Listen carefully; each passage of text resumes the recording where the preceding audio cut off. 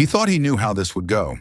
A legend of American grit, a face carved in history.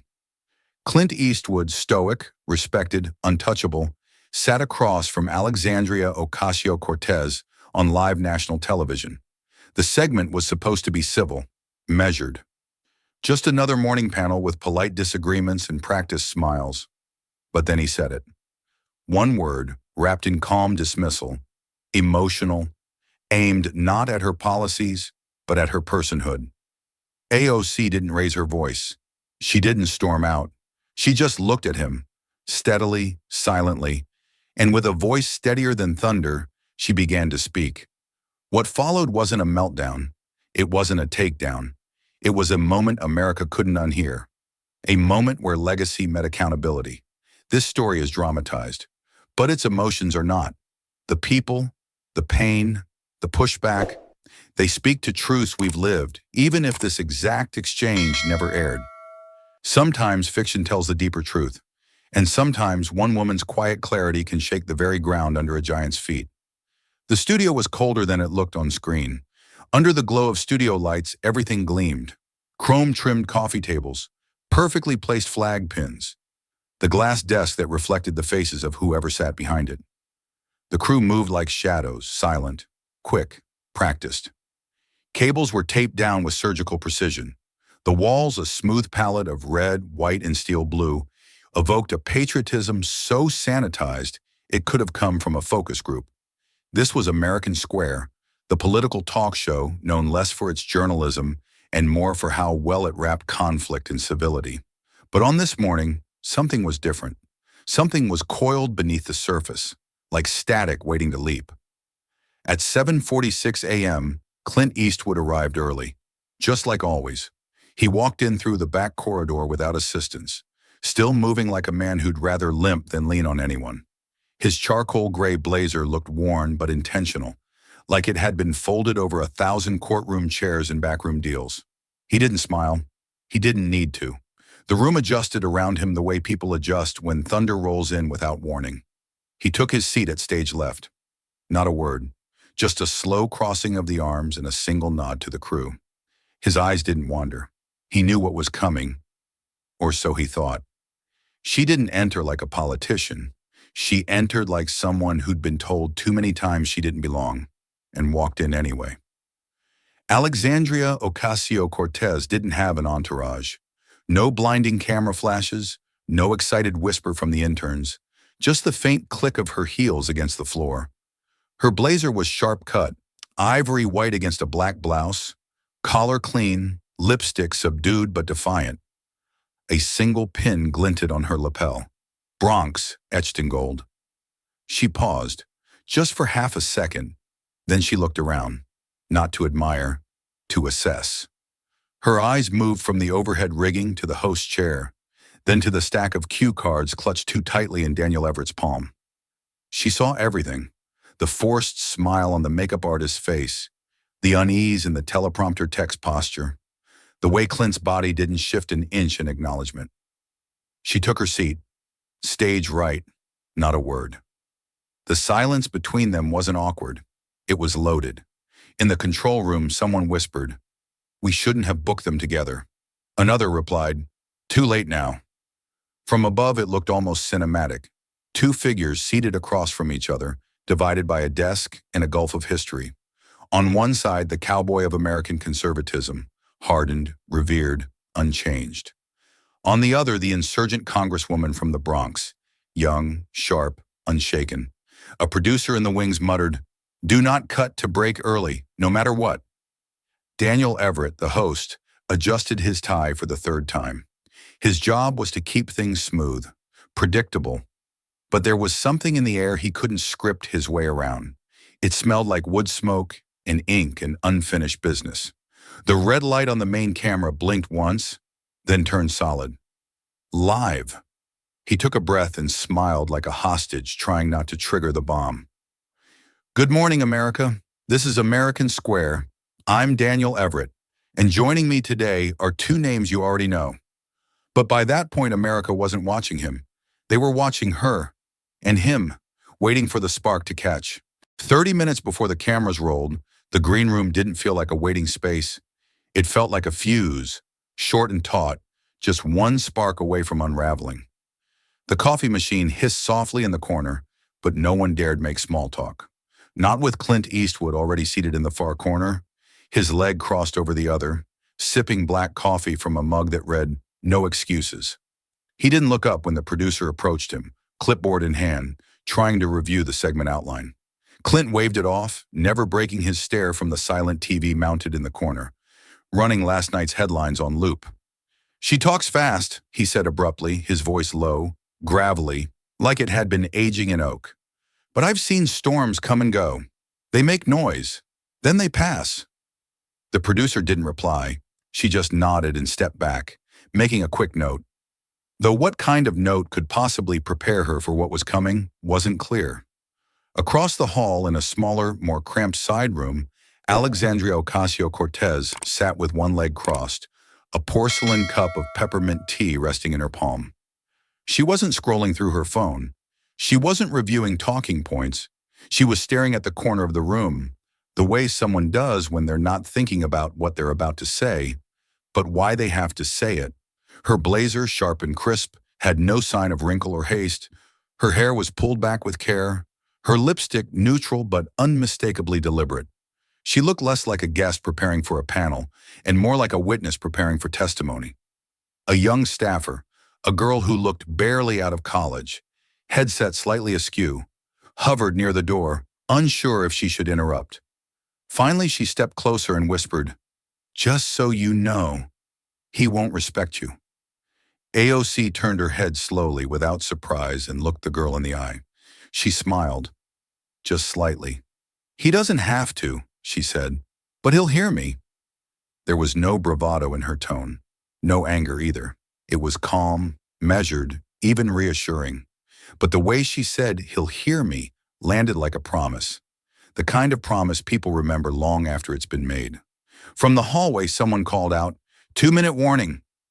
Back in the main prep area, Clint stood and adjusted his jacket, shaking off the stiffness in his right knee. He asked for no makeup, accepted no microphone help, and brushed off the assistant who offered to fix the fold in his collar. When he walked like a man carrying not just years but era, one he fully intended to protect. AOC rose next. She thanked the junior staffer, left her untouched tea on the table, and stepped into the hall. They passed each other just before the curtain. He coming from the left, she from the right. Their eyes met for less than a second. Clint didn't nod. AOC didn't blink. The moment was so small, so brief, the crew didn't even register it. But the air did, like the pressure before a thunderclap. What no one said but everyone felt was this. This wasn't just a panel segment. It was a collision course of generations, of ideologies, of what leadership had been and what it was becoming. And somewhere, just outside the studio, America waited, not knowing that in 20 minutes it would no longer be waiting. It would be watching, remembering, and talking about what was said in that room for years to come. The theme music rolled in like it always did. Generic brass and strings, patriotic but forgettable, designed to make viewers feel something warm and familiar before the tension inevitably crept in. Red, white, and blue graphics danced across the screen, and the title American Square flickered into place, crisp and digital like everything else in the studio. But in the control room, even the most seasoned staffer could feel it. This wasn't going to be one of those mornings you forget by lunchtime. Daniel Everett smiled on cue. His tie was straight, his blazer 2 sizes too safe, and his voice smooth like a weather app reading mid-70s and partly cloudy. He opened the show with a cadence he'd practiced 100 times. "Good morning and welcome back to American Square, where we discuss the issues that move the nation." Then came the introductions. Joining me today, 2 of America's most recognized voices, Congresswoman Alexandria Ocasio-Cortez of New York and Congressman Clint Eastwood, former mayor and longtime figure in national politics. The screen briefly split between them. 2 names, 2 histories, 2 storms contained, for now, in tailored blazers and straight backs. AIOC offered a nod, calm. Clint didn't return it. He looked straight ahead, jaw set. Daniel shuffled the cue cards just for the effect. Let's start with federal priorities. Congresswoman Ocasio-Cortez, you've recently pushed for reallocating a significant portion of federal spending toward housing, education, and clean energy. Critics say that's a radical departure from how this country has operated. What do you say to them? AOC didn't flinch. She leaned forward, not aggressively, just enough to signal clarity. It's only radical if you've never had to choose between rent and medicine, she said. For millions of Americans, these aren't policies, they're life rafts. And when a government spends more on defense contractors than on feeding children, I'd argue the real departure from American values already happened. I'm just trying to steer us back. There was no tremor in her voice, no eagerness to provoke, just the weight of someone who'd rehearsed not for TV, but for truth. The words landed, not hard, but deep. Daniel shifted slightly. Congressman Eastwood, care to respond? Clint didn't look at AOC. He looked at Daniel, then gave the slightest smile, the kind that didn't reach the eyes. It's easy to promise people comfort when you've never had to deliver hard truth, he said. I've watched generations survive recessions, riots, and real war. This country didn't get strong by giving everyone what they asked for. It got strong by making tough calls and sticking to them. He leaned back, arms folded, gaze steady. There was no overt challenge in his tone, but there was no invitation either. Just finality, like a man who'd carved that line in stone long ago. Daniel, ever the moderator, chuckled nervously. Let's keep it civil, shall we? The tension didn't break. It shifted, like weight redistributing before a structure collapses. The camera zoomed out slightly. AOC's hands were folded neatly on the table. Clint's boot tapped once against the floor. Between them, an empty space that wasn't just furniture. It was distance, the kind that measured not in inches, but in decades, in values, in who got to define leadership and who was expected to earn it. Daniel didn't have to nudge Clint to respond. He was already leaning in, elbows resting loosely on the table, hands clasped in a way that felt more like a verdict than a pose. His voice came low, steady, the kind that didn't ask for your attention but assumed it. You know, he began, there was a time in this country when strength wasn't up for debate. You didn't need to post about it, brand it, hashtag it. You showed up, you did the work. You didn't whine about being misunderstood. You didn't expect applause for doing your job. The studio fell into a hush that felt intentional, almost reverent. Clint didn't raise his voice. He didn't gesture wildly or lean on drama. He didn't have to. His tone had the weight of old photographs and folded flags, the kind of voice that carried not because it was loud, but because it had lived long enough to stop pretending. We're living in a time where people confuse comfort with progress, where he continued. They want change without cost. They want justice without discipline. And they think being loud is the same as being brave. He looked straight ahead, but the comment hovered somewhere in AOC's direction, unspoken but unmistakable. Clint shifted slightly in his seat, adjusting his cuff before letting his eyes sweep across the camera. I came from a generation that watched cities burn, watched leaders fall, watched neighbors drafted into wars they never came back from. We didn't agree on everything. Hell, we barely agreed on anything. But we didn't think every disagreement was oppression. We didn't take offense every time someone had a different vision of what America should be. He took a slow breath, the kind that buys you silence from a room that's too polite to interrupt. Law enforcement back then wasn't perfect. No one's claiming it was. But it stood for something, order, stability. It wasn't about politics. It was about keeping things from falling apart. Today, we've got people calling for defunding the very systems that keep neighborhoods from turning into war zones, and they act shocked when crime spikes. We don't need less structure. We need more backbone. He paused again, not to reflect, but to let the word hang there. Backbone. The word lingered like smoke, old and familiar, but maybe not as solid as he imagined. You asked me what happened to America, he continued. We stopped asking what we could take and started demanding what we think we're owed. We started calling every sacrifice a form of oppression, and worst of all, we stopped listening to people who've already walked through the fire. His eyes narrowed slightly, his mouth firm. There's wisdom in time, in scars, But now we're so busy idolizing the new that we forget the old built the road they're walking on. It wasn't the words themselves that hit hard. It was the certainty in them. The unshakable belief that he was describing not just a country in decline, but a truth everyone else was too afraid to say out loud.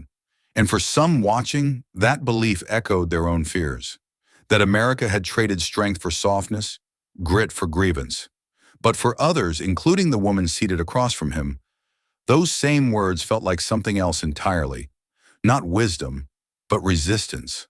Not steadiness, but a refusal to reckon with who that strength had excluded for so long. Clint sat back, satisfied. His point had been made. Calm, commanding, clear. But what he didn't see, or perhaps chose not to, was that the world had kept moving. And now, for the first time, it had stopped waiting for his approval to change. For a moment, the studio hung in that peculiar kind of silence reserved for courtroom verdicts in funeral chapels. Clint Eastwood had spoken like a monument, a figure carved from war stories and leather-bound principles. And now the air felt heavier than it had any right to be on a Tuesday morning.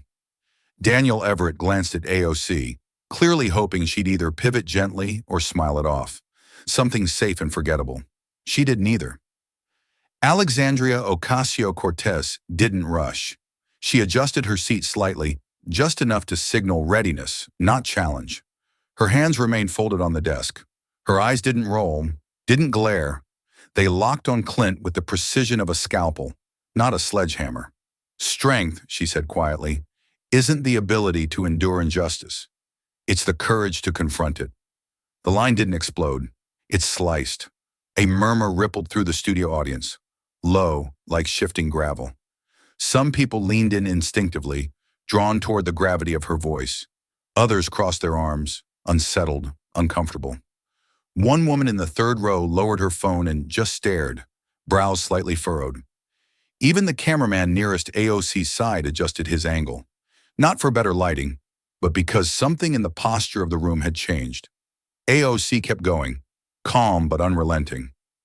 The America you talk about, the one built on grit and sacrifice, I respect it. I come from it. But I also come from a family where that sacrifice wasn't always voluntary, where people worked 3 jobs and still got evicted, where discipline wasn't rewarded with dignity, just survival. So when I hear talk about backbone, I ask, whose spine had to bend so someone else could stand tall? She glanced once at Daniel, as if to signal she knew he'd prefer she reel it in. But she wasn't done. She looked back at Clint, never once raising her voice. You say the past taught us. I say it forgot us. You say time gives wisdom. I say time alone changes nothing unless someone insists on better. Clint didn't interrupt, but his jaw set tighter. He raised a single eyebrow, a subtle tell. He wasn't dismissing her. He was intrigued and irritated, like a man who'd walked into what he thought was a familiar room, only to find the furniture had been rearranged. The truth is, AOC continued, comfort has always had a spokesperson. What hasn't had one is pain, the kind passed down quietly, not because it wasn't real, but because no one thought it would matter. I'm not here to disrespect history. I'm here to finish what it couldn't. Her voice wasn't defiant. It was resolved. I know how I sound to some people, she added. Too direct, too emotional, too much. But the truth is, America never had a problem with being loud, only with who was doing the talking. In the corner of the control booth, someone muttered, "This is going viral." Clint finally shifted in his seat, eyes narrowing slightly. He still wasn't speaking, but it was clear he'd underestimated her. Not her intelligence, perhaps, but her presence. She wasn't posturing. She wasn't pandering. She was undoing something carefully built and doing it with surgical calm. AOC finished simply. If discipline means accepting things as they are, then maybe what we need isn't more of it. Maybe we need the strength to break patterns that never served all of us in the first place. She leaned back, letting the weight of her words settle. No smile, no wink at the camera, just stillness. Confidence that didn't ask for confirmation. For the first time, Clint looked at her, not as a talking point, but as a threat. Not one to his values, but to his certainty. And in that studio, The storm hadn't broken yet, but it was circling. Fast. Daniel Everett, sensing the weight in the room, attempted to steer the conversation into less volatile terrain, though the cards in his hand were already burning. He cleared his throat lightly, flicking his eyes between the two guests like a dealer deciding who to fold first. "Let's talk about the generational divide," he offered, voice laced with artificial neutrality. "Many Americans feel there's a growing rift between those who helped build this country and those now trying to change it. Congressman Eastwood, do you see this as a gap that can be bridged?" Clint didn't respond right away. He adjusted the lapel of his blazer, exhaled slowly, then leaned forward, placing both forearms on the table with a practiced weight. "We're not bridging anything," he said, low and firm. "We're coddling this generation." The words weren't thrown. They were placed, deliberately, like bricks in a wall he'd been building his whole life. You've got young people talking about safe spaces, like disagreement is a threat, like being uncomfortable is injustice. We gave them freedom, and they turned it into entitlement. They want the country to be softer, not better, just easier. There were no raised voices, no slams on the desk, but the edges in his tone were sharp enough to draw blood. The audience shifted again. A few older men nodded, arms folded tighter. One woman pursed her lips as if swallowing something sour. In the wings, a production assistant scribbled the phrase, "coddling this generation," in thick pen across the live quote feed. AOC didn't respond right away. She blinked, slowly, not in disbelief, but in restraint. Then calmly, she adjusted the microphone clipped to her lapel and spoke. "No," she said, "we're not coddling this generation. We're healing it." Her voice was soft but unequivocal. The contrast in tone, Clint's granite against her glass, made the moment ring louder than any outburst could have. "We're healing a generation that inherited debt, climate collapse, and the emotional trauma of being told their feelings make them weak. We're teaching them that speaking up isn't whining. It's wisdom. That compassion isn't cowardice. It's courage." Clint narrowed his gaze, his jaw tightening by a single notch. AOC continued, still composed. "You say we're soft. I say we're sore. From carrying burdens we didn't create. And we're done pretending that silence equals strength." Daniel opened his mouth, maybe to intervene, maybe to redirect. But the moment had momentum now. It was no longer his to moderate. The room belonged to the unspoken tension that had been quietly ripening since the moment these two sat down. "I'm not saying the past didn't require sacrifice," AOC said, looking briefly toward Clint. "I'm saying it's time to ask who was sacrificed and for what. Maybe this generation isn't weaker. Maybe it just refuses to normalize pain as a rite of passage." The air between them thickened. Even the lighting seemed to flatten, like the studio had lost its pretense of neutrality. There were no interruptions, just the sound of two very different Americas colliding, not with violence but with clarity. For the first time, it didn't feel like a panel discussion. It didn't even feel like debate. It felt older than that, deeper. The silence that followed AOC's last words wasn't passive. It was tense, vibrating just beneath the surface like a wire stretched too tight. Even Daniel, usually quick to pivot or soften the mood, stayed still for a beat too long. He glanced at Clint Eastwood, half expecting a sidestep, maybe even a deflection. But Clint was done sidestepping. He leaned in slightly, his elbows on the table again, and when he spoke, his voice was calm, but coiled, like something that had been sitting too long in the dark, waiting. "You want to talk about leadership?" he asked, not bothering to frame it as a question. "Let's be honest. Leadership isn't protest signs and hashtags. It isn't online petitions or viral videos. It's not people crying about fairness or rewriting the rules every election cycle." He paused just long enough for the weight of the words to settle, his eyes now fixed, not generally but directly on AOC. "And it sure as hell isn't women playing a man's game." The sentence landed like a stone through a stained glass window. The impact wasn't loud, but it shattered something delicate. For a moment, there was no reaction, just a collective holding of breath. Then came the sound, a low, involuntary gasp from the audience, sharp enough to slice through the air. One of the camera operator's hands twitched and dropped slightly from his rig. A woman in the second row whispered, "Did he just—" before catching herself mid-sentence. The intern in the control room knocked over her coffee with a flinch. In the producer's booth, someone froze with their finger hovering over the cut-to-break button. Another voice, steadier, colder, broke through the headset. "Do not cut to commercial." Daniel blinked. Once. Twice. His mouth opened, but no words came out. He looked at AOC instinctively, as if silently asking whether he should intervene, walk it back, maybe even apologize on behalf of the program. But she wasn't looking at him. She was still, stone still, her expression unreadable, her gaze locked on Clint with a focus so unwavering it didn't look angry. It looked surgical. Clint, for his part, leaned back. Not smug, not triumphant, just satisfied, like a man who believed he'd said what needed to be said and was ready to let it settle in. He folded his arms and exhaled through his nose, as if the burden of restraint had finally lifted from his chest. But what he mistook for conclusion was only the crack of thunder before the downpour. Across the country, millions of viewers weren't switching channels. They were gripping their coffee mugs a little tighter, leaning toward their screens, reaching for the rewind button, not because they didn't hear it, but because they couldn't believe he'd said it aloud. In that moment, the conversation stopped being about federal funding or generational philosophy. It had become something far more combustible. It became about who gets to define power and who still believes they own it. AOC hadn't moved yet. Not her hands, not her posture, not even her breath. But anyone watching closely could feel it. Something behind her eyes had shifted.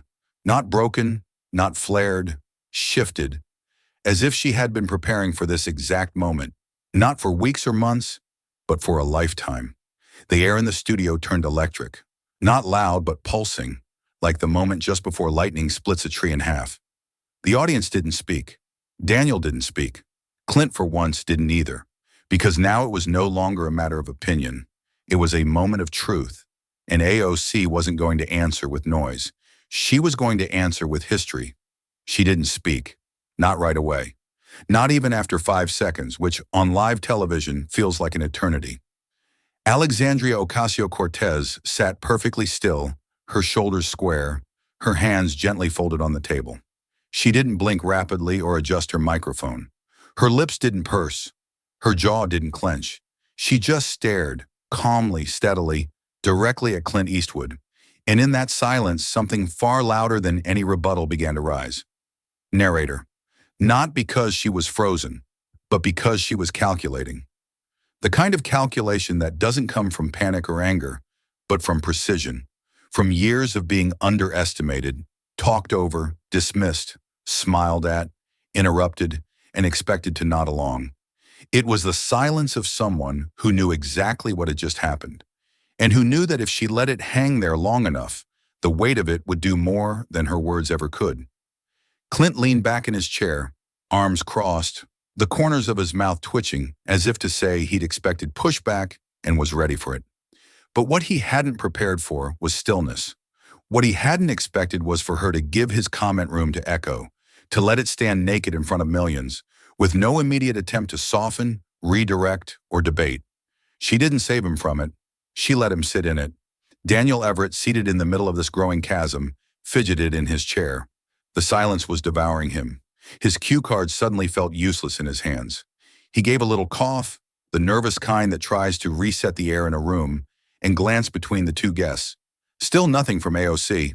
He swallowed and stammered. Perhaps we can circle back to the role of bipartisanship in modern governance." No one cared. No one heard him. Even the studio audience, trained to stay neutral, remained frozen in collective disbelief. A few viewers on the live feed leaned forward without realizing it. Social media feeds were already flickering with transcripts and out-of-context screenshots. But the people watching in real time knew. This moment wasn't about what had just been said. It was about what would happen next. In the control room, the lead producer leaned closer to the glass. "Still not cutting," she said to the assistant director, who hovered anxiously near the commercial cue. "We let this play. This is the show now." The silence persisted, not stiff, not hollow, but exact. It was the kind of silence that doesn't seek to fill space, but to strip it down. It forced everyone, Clint, Daniel, the audience, the viewers at home, to reckon with what had been said without the comfort of instant resolution. The absence of noise made the offense sharper. Finally, after what must have been 20 full seconds, AOC's fingers moved, just slightly, just a tap of her index against the side of her chair. Her eyes never left Clint, but even in that small motion it was clear. She was ready, not to lash out, not to match fire with fire, but to dismantle the entire foundation that sentence had been built on. Daniel tried again, his voice thinner now. "Congresswoman, would you like to, respond?" But the truth was, everyone in that room already knew she would. Not because she was obligated to, but because this exact moment of exposure, of tension, of reckoning, was not unfamiliar to her. It had just never been this televised. What Clint had offered was not just a mistake, it was a mirror, and AOC had no intention of turning away from it. She was about to hold it up to the nation and let them see everything. The silence had stretched to its breaking point, long enough to sting, to simmer, to settle over the room like a weighted blanket. No one dared shift in their seat. No one reached for a coffee cup or whispered a reaction. Not even Daniel, who had now entirely abandoned his cue cards, hands resting tensely on the desk, eyes darting between AOC and Clint like a man witnessing a storm move directly overhead. And then, finally, she spoke. Her voice wasn't raised. It was clear, low, and steady, like glass set gently on a table. "You think I'm performing?" she asked, her gaze never wavering. "Or are you just not used to being challenged by someone you didn't expect?" The question didn't punch. It pierced. It didn't need volume. It needed only space to land. And it did, with surgical precision. Clint didn't respond. For the first time in the segment, his face didn't offer the immediate mask of composure he'd worn so well. His jaw remained tight, his brow slightly furrowed, not in confusion, but in irritation, maybe even recognition. A flicker of something unreadable passed behind his eyes, like a man recalling a battle he once thought was long over, only to find it still quietly raging. AOC remained motionless, her hands resting softly on the edge of the desk, as though they carried no weight. Yet the room tilted unmistakably toward her. Something in the air had shifted, not the temperature, not the lighting, not the set, but the energy, the authority, the unspoken understanding of who now held control of the space. She hadn't needed to retaliate. She hadn't dismantled him with fury or outrage. She had simply named the imbalance, out loud, clearly, and in front of the nation. And once named, it couldn't be ignored. The audience felt it. The cameras caught it. And Clint, for all his poise and pedigree, couldn't smirk it away. The stillness that followed wasn't awkward anymore. It was purposeful. AOC continued, but only after letting the silence sit a moment longer, like seasoning. "You can call it whatever you want, performance, emotion, theater, but I didn't come here to audition for your respect." She glanced briefly toward the camera, but not for attention.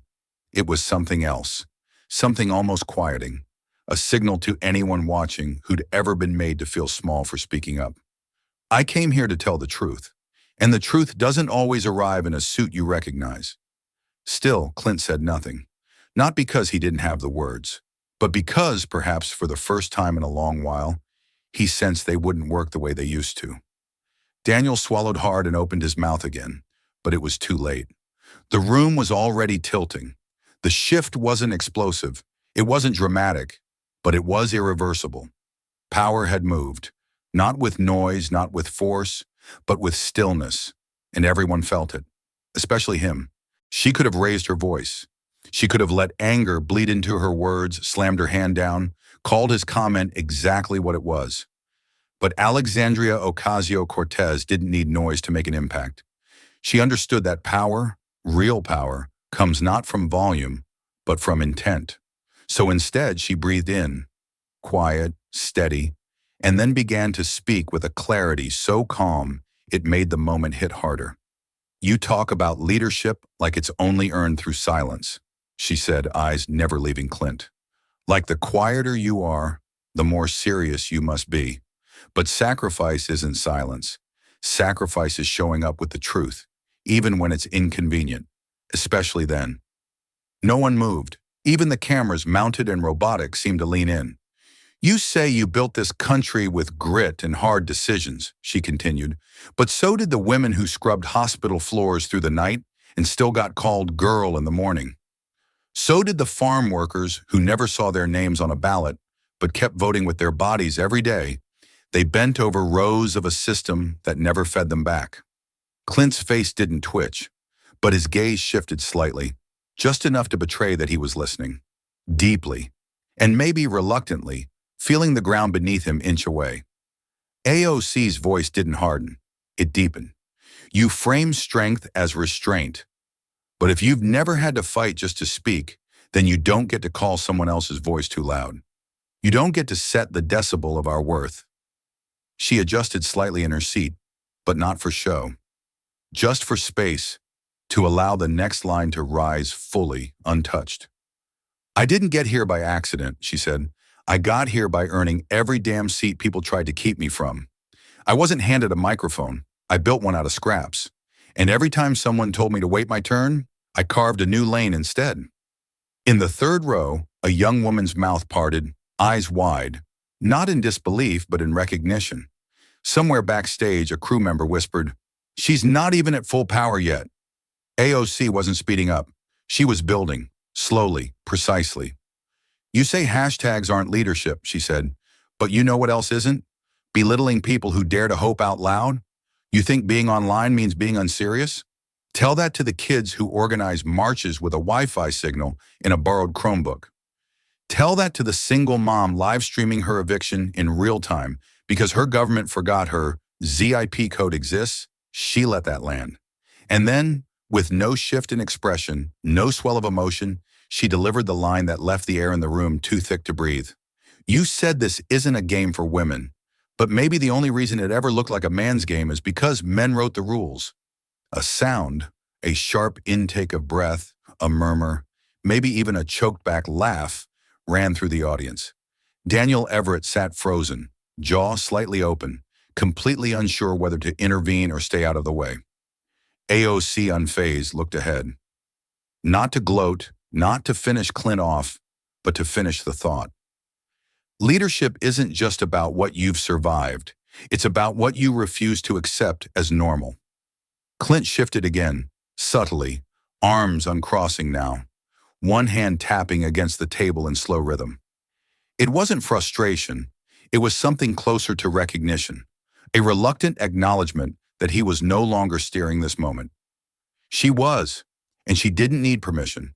She had the mic, the room, and more importantly, she had the truth. The response hadn't just challenged his point, it had dismantled the foundation beneath it, brick by brick, with nothing but steady hands and words honed over years of being told to wait. There was a stillness in the room now that didn't feel like tension anymore. It felt like suspension, as if time itself was holding its breath, reluctant to interrupt what had just been said. AOC hadn't raised her voice, hadn't moved with theatrics or dramatics, and yet every person in the studio, from the camera crew to the producers in the booth, seemed rooted in place. Even Clint Eastwood, master of measured silence, sat without a word, his fingertips resting quietly on the desk, no longer tapping. And that's when she did something no one expected, something unprompted, unplanned, and somehow more powerful than any scripted response. She turned, slowly, deliberately, and looked directly into the camera. Not a glance, not a passing nod. She looked fully into the lens as though she were looking into the eyes of someone far away. And in that instant, the studio disappeared. The audience in their seats vanished. Even Clint, seated just feet from her, receded from focus. It was just her and the viewer now. Just her and the country. There are girls watching this, she said, who've been told they're too loud. Her voice didn't waver. It didn't soften to seek sympathy, nor harden to seek dominance. It simply existed, confident, clear, resolute. This is for them. The line landed like nothing else had that morning. Not because it was shocking, but because it was recognizable. Across the country, women who had sat through meetings trying to dial themselves down, who had rehearsed answers to avoid being called emotional, who had learned to swallow their anger with a smile, stopped whatever they were doing. Young girls in classrooms paused mid-sentence. Mothers froze with cereal spoons halfway to their children's mouths. Viewers who had turned on the show expecting nothing more than political sparring now found themselves sitting straighter, leaning closer, feeling seen. She didn't explain the line. She didn't need to, because what came next wasn't a political argument. It was a quiet revolution wrapped in just a few words. In the control room, someone whispered, "She just broke the fourth wall." But it wasn't theater. It wasn't performance. It was recognition. A hand extended through the screen to every woman who had ever been made to feel like her strength was a flaw that needed softening. The camera didn't cut away. No commercial rolled in. Daniel Everett, who usually thrived on transitions and tidy segues, sat paralyzed, his cue cards limp in his hands. Even Clint didn't speak. For all his confidence, his long-earned gravitas, he knew instinctively that anything he said now would shrink in comparison. Not because he lacked the words, but because the moment no longer belonged to him. AOC remained still for another second. Then she turned back to the table, folding her hands again. It wasn't a dramatic turn. It wasn't about optics. It was the kind of motion that says, "I've said what needed saying. You'll carry the rest." The moment didn't end with a cheer. It didn't need one. Its power wasn't in volume. It was in resonance. And it did more than break the fourth wall. It erased it. Because for the first time that morning, this wasn't about television. It was about the girls watching. And for once, the world was watching with them. He didn't argue, didn't lean forward or raise a finger in rebuttal. He didn't search for some clever closing remark to reclaim the moment or shift the power back to his side of the desk. Clint Eastwood, who had spent a lifetime crafting silences that unsettled men twice his size, now sat in one that felt unfamiliar, uncontrolled. Not chosen by him, but imposed upon him by the gravity of something he hadn't anticipated. Being outpaced not by rage, but by restraint. He just exhaled, a slow breath, deliberate and long, as though trying to steady something inside him that had tilted without warning. It wasn't defeat that crossed his face, but something subtler, a recognition perhaps, the quiet understanding that this wasn't the type of confrontation he'd trained for. It didn't come with fists or fury, it came with truth, and the kind of truth that couldn't be dodged with legacy. His shoulders eased down, not in surrender, but in something closer to reflection. And while he didn't look away from AOC, he also didn't challenge her. Maybe because deep down, he knew this wasn't about one sentence or one sparring match on morning television. This was about something he couldn't shoot holes through with principle. It was about a world he no longer fully recognized. A world that had, perhaps without his permission, evolved past the lines he once stood on like sacred ground. He looked around the studio, taking in the faces, not just the crew, but the audience too. The ones who were supposed to nod along when he spoke, who'd come expecting firm handshakes and nostalgic values, but even they had changed.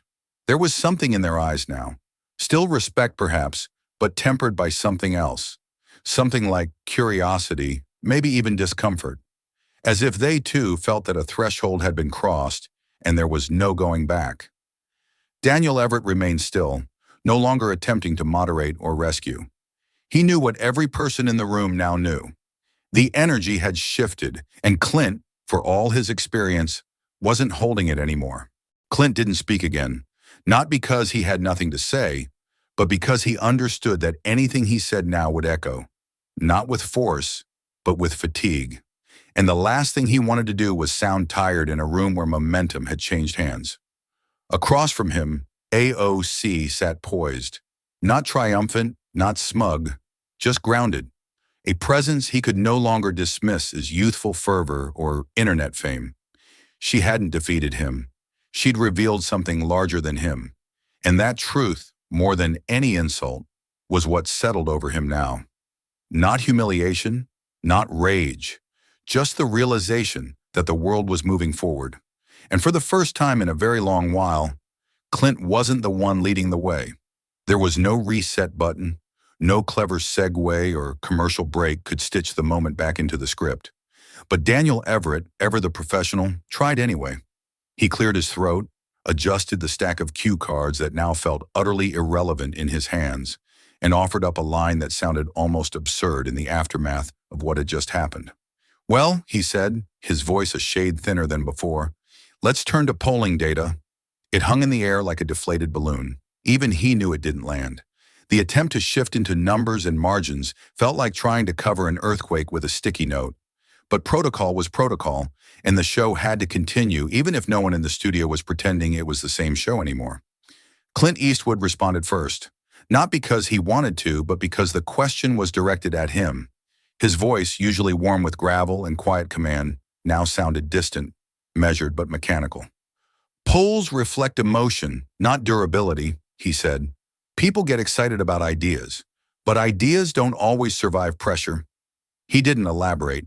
He didn't need to. His tone had changed. The earlier confidence, the trademark calm shaped by decades of stoic Americana, was still present, but dulled. Like a steel blade that had finally felt resistance it wasn't used to meeting. His words weren't wrong, but they didn't ring either. They merely existed. AOC, by contrast, didn't hesitate. She sat forward, not for show, but with purpose, eyes sharp and voice clean. "People aren't just excited," she said. "They're exhausted. They're watching a system tiptoe around pain and call it balance. Polls don't reflect moods, they reflect consequences. And if those numbers make someone uncomfortable, it's probably because they're finally showing the truth." Her tone wasn't angry, it was precise. And more than that, it was unapologetically direct.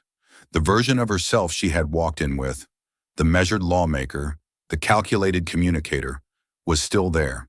But now layered over it was something undeniable. Clarity sharpened by confrontation. Clint looked toward her briefly. He didn't flinch, but he also didn't speak. Daniel glanced between them again, as though still hoping he might discover a thread of civility he could pull to stitch the moment back together. But there was no thread. There was only exposure. The performance had ended.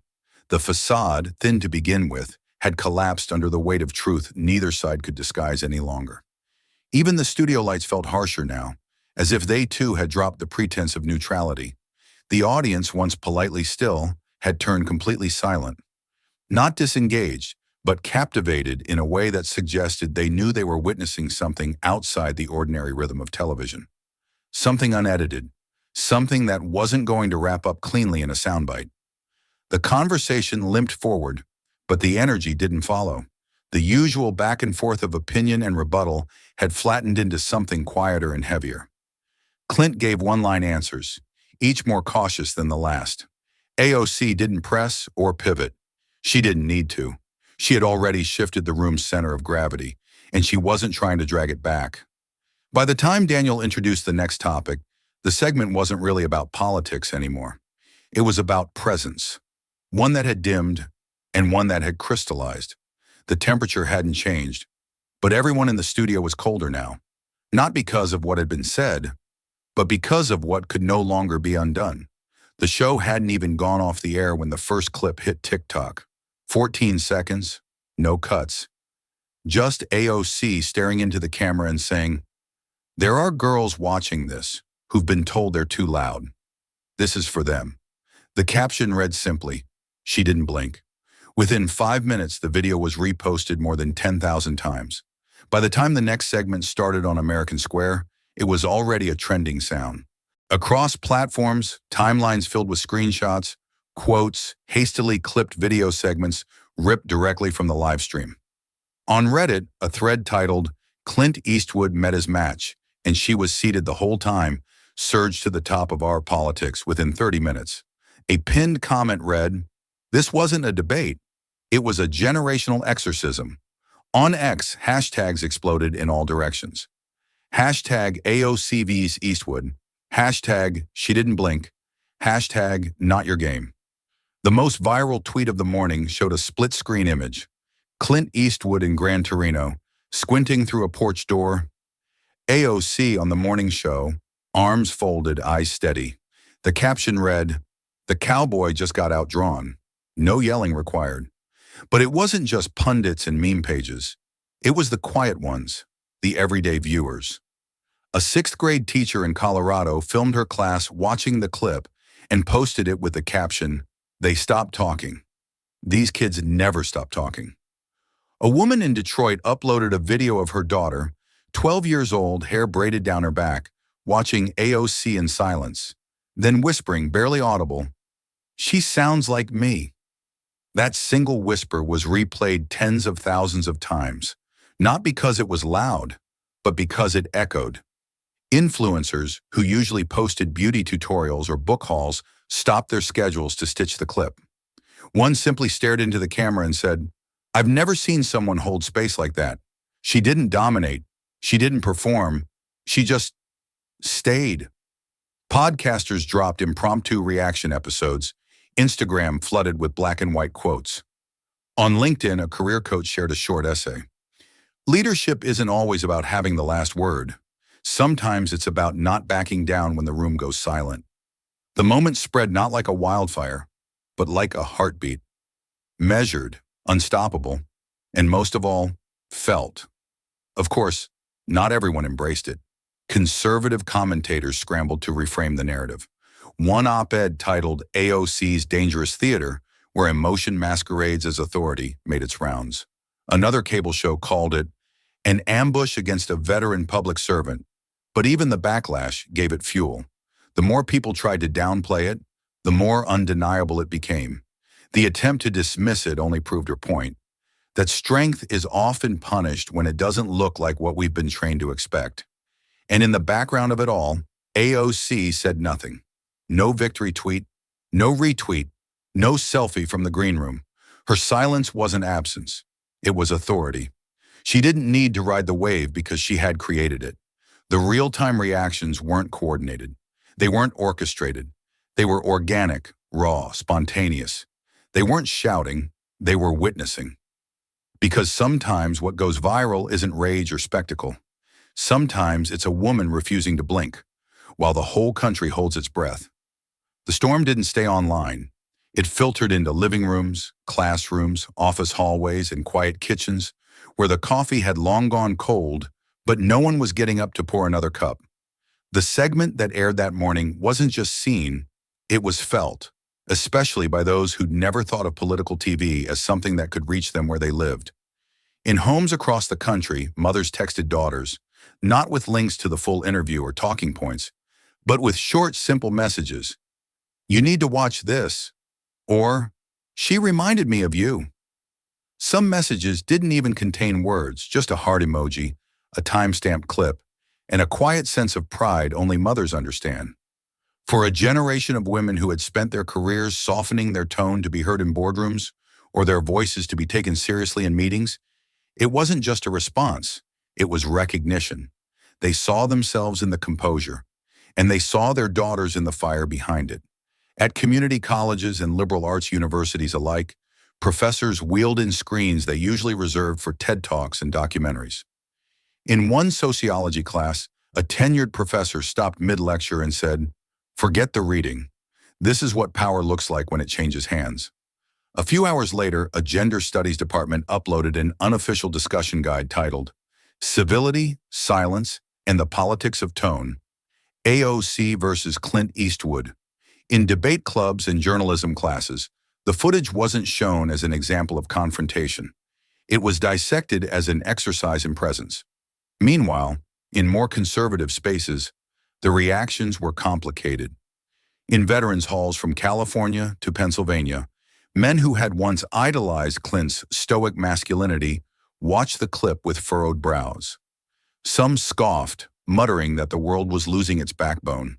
Others sat quietly, then said nothing at all. But a few, more than expected, said something unexpected. "She didn't disrespect him," one Vietnam vet said, folding his arms slowly. "She just didn't back down. That's not weakness. That's something else." In one coffee shop in Indianapolis, a retired Marine leaned over his paper and muttered half to himself, half to the barista, "Reminds me of when my granddaughter argued with the principal. Didn't yell, just held her ground. That's what this felt like. The segment sparked conversations in places where politics didn't usually enter through the front door. At hardware stores, hair salons, Sunday church brunches, people weren't quoting her exact words. They were quoting how she made them feel. And that was the difference. Because unlike most televised moments that came and went with the daily news cycle, this one dug in. It lingered. It made people reconsider not just what was said, but why it landed so hard. It didn't end with applause. It ended with quiet conversations, the kind that don't show up in metrics but change things all the same. And in those rooms, those real, lived-in spaces, people weren't arguing. They were thinking about leadership, about voice, about who gets to speak without lowering their tone, and maybe, just maybe, about why it took so long to see stillness as strength. While the country replayed the moment on screens and scrolled through reactions, Alexandria Ocasio-Cortez sat quietly in her dressing room. The studio lights were gone, replaced by the low hum of fluorescence and the faint scent of powder and fabric. Her blazer was still buttoned, her lipstick intact, but something beneath the surface had shifted, not because she'd planned it, but because it had always been there. And now finally the world had seen it without interruption. But to understand that moment, her voice, her silence, her clarity, you had to go back. Back to where the voice was forged, not gifted. Back to the Bronx. Her mother used to leave the house before sunrise. Not because she wanted to, because cleaning other people's homes took time, and buses ran slow at that hour. AOC remembered the sound of the front door clicking shut in the dark, the creak of her mother's shoes against hallway tile, and the way her fingers would smell faintly of lemon and bleach by the time she returned. Her mother never complained, but her body told the truth. Sore shoulders, cracked hands, exhaustion tucked behind the eyes. That was the first time AOC learned what sacrifice looked like. Not in uniforms or speeches, but in silence. In women who carried too much without ever being asked what they needed. Years later, while attending college by day, she took shifts bartending at night. The pay wasn't great, the hours were worse, but it kept her afloat. And the bar taught her a different kind of politics. How to read a room, how to listen without being steamrolled, how to stand tall while men lean too close. There were nights when customers mistook her intellect for decoration, when she had to bite her tongue because a good tip paid for textbooks. But even then, the voice inside her didn't go quiet. It grew teeth. She didn't imagine herself as a congresswoman then. She imagined surviving long enough to be heard. Her first protest wasn't televised. No microphone, no crowd. Just a hand-painted sign and a lump in her throat so heavy she nearly stayed home. But she showed up. And that day, standing between strangers who were just as afraid, something cracked open. She wasn't loud. She wasn't leading chants. But when someone shouted over her mid-sentence, waved her off like background noise, she remembered how it felt. To be publicly ignored. To be made invisible. And in that moment, she made a promise. Not to speak louder, but to never shrink again. There were years where she wasn't invited to the table, so she stood by the door. There were debates where she was talked over, dismissed, called idealistic, unrealistic, emotional. But with every dismissal, she sharpened her message. She didn't find her voice. She built it. Out of rejection, out of repetition, out of watching her community get treated like a footnote in someone else's story. Piece by piece, shift by shift, moment by moment. And so when she sat across from Clint Eastwood that morning, when the camera turned red and the whole country leaned in, she wasn't rising to a challenge. She was the challenge, living proof that the voices once pushed to the margins had not only entered the room, but had learned how to hold it without flinching. What the world had seen on that stage wasn't a political victory. It wasn't about out-talking or outperforming. It was about arrival. Not sudden, not accidental, but earned. The long, unseen journey finally catching light. And the truth was that clarity didn't come from ambition. It came from memory, of a mother's hands, of a bartender's silence, of a protest no one filmed, and of a voice that refused to ask for permission ever again. Long after the applause fades, and long before the next headline appears, there's the cost. The part no camera lingers on. The inbox filled with hate mail, the anonymous voicemails telling her to go back to somewhere she was born, the news clips chopped up and rearranged until her words become weapons wielded against her. This is the side of the spotlight no one asked to carry, the shadow side of showing up. For Alexandria Ocasio-Cortez, that cost arrived the moment she first stepped into public life. The moment she dared to speak not just clearly, but truthfully. Her voice didn't just threaten the powerful, it unsettled those who were comfortable. And the pushback came fast, wrapped in sarcasm, disguised as civility, weaponized as critique. There were the misquotes, lines ripped from context, given headlines that accused her of ignorance or arrogance. Entire segments devoted not to what she said, but how she said it. Did she speak too fast? Was she too emotional, too certain, too passionate, too much? And behind every one of those critiques was an unspoken instruction. Be smaller. Smile while we doubt you. People expect you to smile while they doubt your worth. That's how she once put it to a friend over coffee. A truth spoken not with bitterness, but with clarity. Because it wasn't just about politics. It was about being a woman, a Latina woman, in a space built to question her very presence. There were days it wore her down. Of course there were. No one can live inside a glass box of public scrutiny without feeling the weight. There were mornings when she opened her phone and found her name trending for something she hadn't even said. Afternoons when she walked into Congress knowing her words would be spun before the ink on the transcript dried. Nights when her staff gently reminded her, "You don't owe anyone your joy, but don't let them take it." Still, she kept showing up. Not because she was fearless, but because she was practiced. Because she had learned that courage doesn't always roar. Sometimes it's quiet and steady. Sometimes it's just refusing to flinch. Even when she was told she was too young, too radical, too inexperienced. Even when male colleagues interrupted her mid-sentence or pundits dismissed her economic plans with a smirk and a shrug, she sat up straighter. She returned to the mic. She reclaimed her sentences. She never stopped being present, no matter how hard they tried to exile her voice from the center of the room. And what most didn't realize was that the pressure of always being on had forged something unshakable. Not a brand, not a persona, but a discipline, a rhythm of resilience. Because when you've grown used to fighting for your seat, you stop performing for permission. You learn to own the discomfort, to breathe through the backlash, to wear the truth without apology. So she endured the cost, not because it was fair, but because every time she spoke up, she cracked the ceiling just a little more.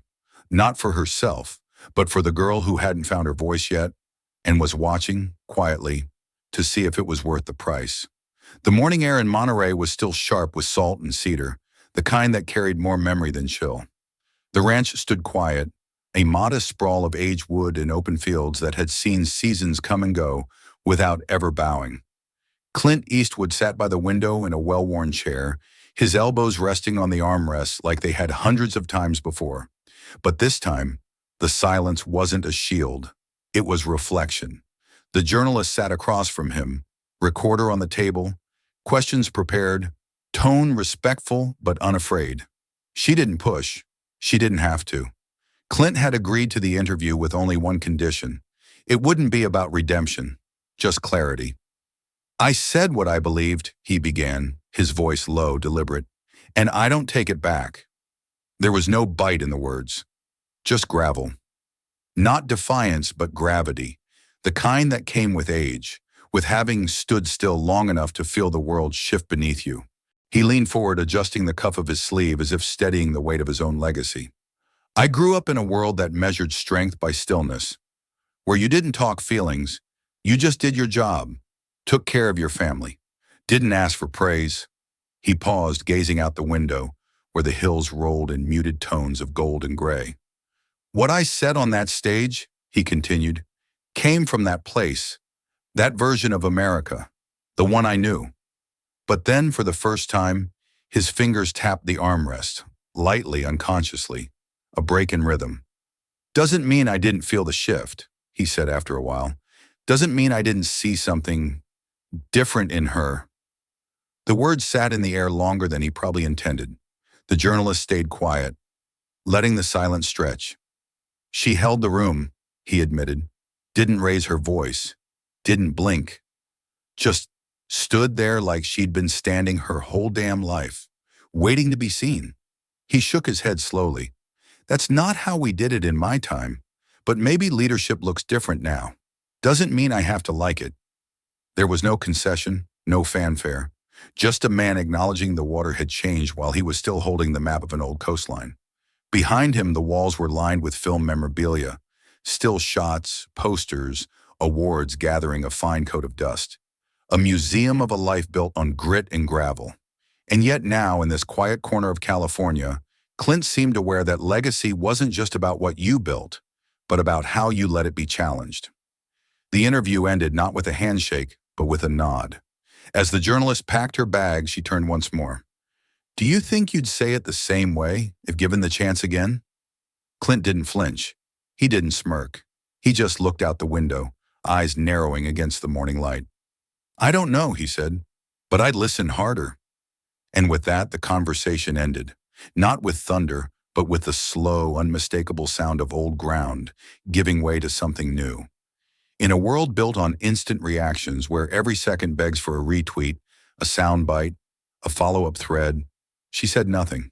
Not a tweet, not a caption, not even a subtle repost. The clip of the exchange with Clint Eastwood had already gone viral, of course. Dozens of cuts, some raw, some overlaid with music or stitched with commentary, raced across TikTok, Twitter, Instagram. It played in airports, over cable panels, in group chats. Analysts dissected her poise. Fans reposted her pause. Critics scrambled to reframe the narrative. But she, Congresswoman Alexandria Ocasio-Cortez, offered no addition, no clarification, no response.